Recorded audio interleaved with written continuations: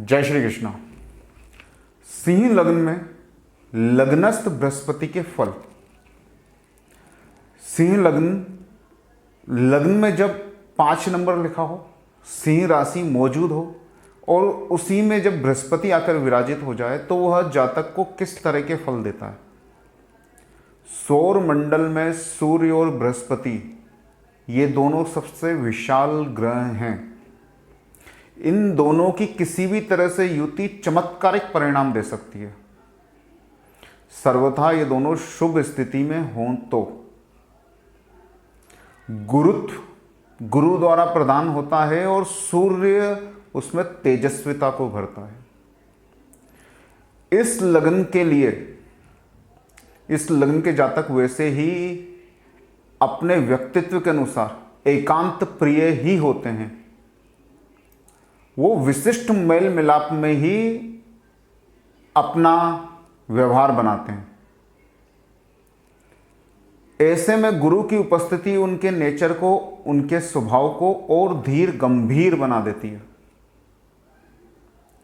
सिंह लग्न के लिए बृहस्पति पंचमेश होने के कारण, पंचम भाव में यहां पे धनु राशि आती है, पंचमेश होने के कारण कारक ग्रह बन जाता है, शुभत्व को धारण किए हो जाता है।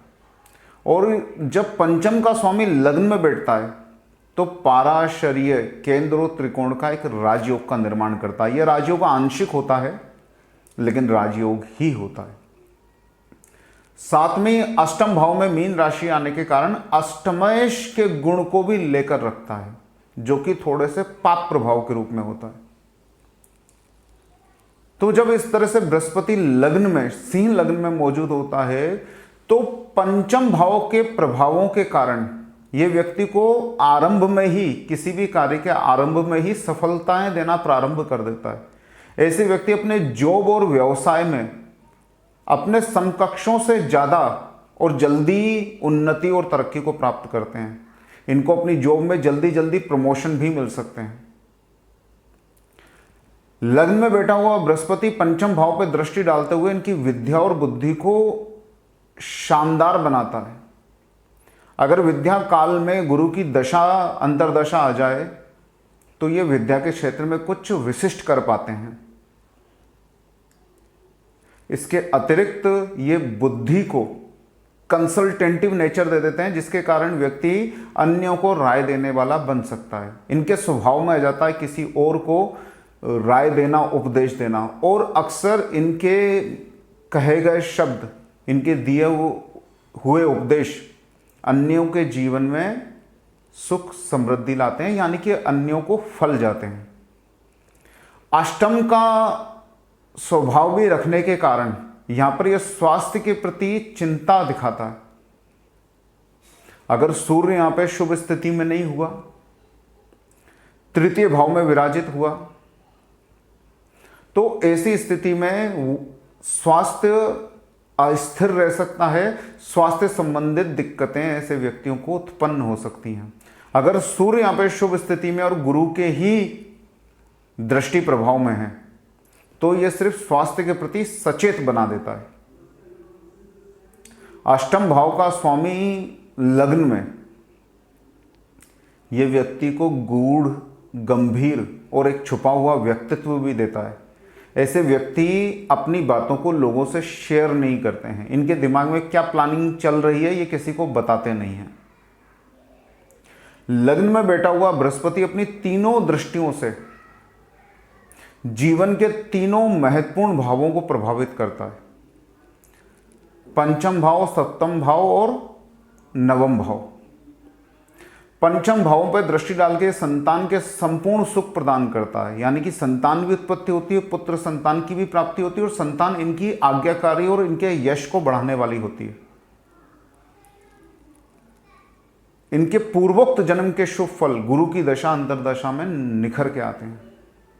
सप्तम भाव पर दृष्टि डालकर यह जीवन साथी के प्रति प्रेम उत्पन्न करता है और प्रेम संबंधों को बनाए रखता है।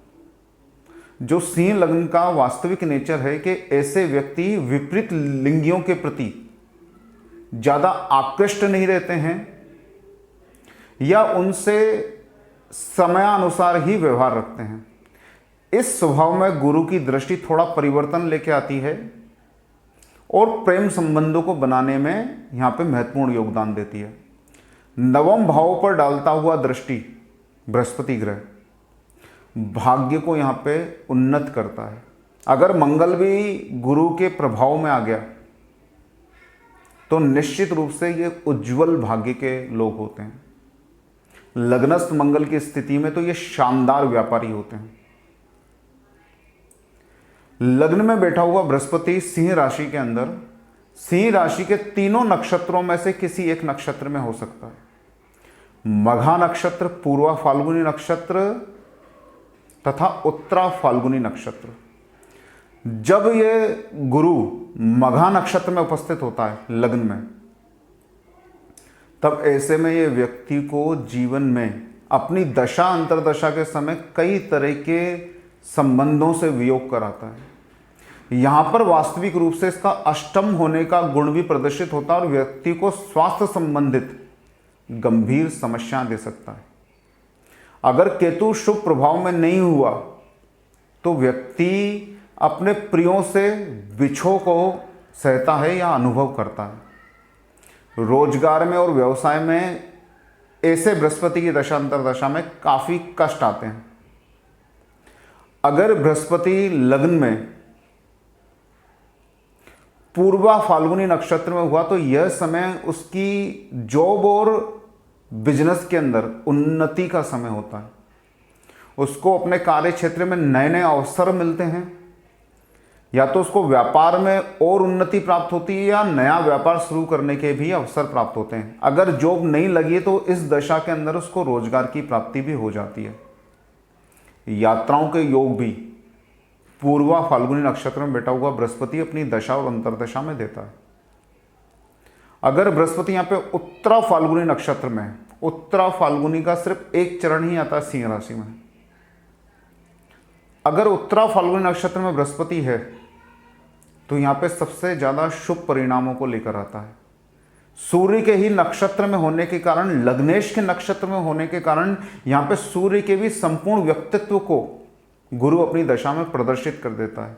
यह राजयोग का समय होता है।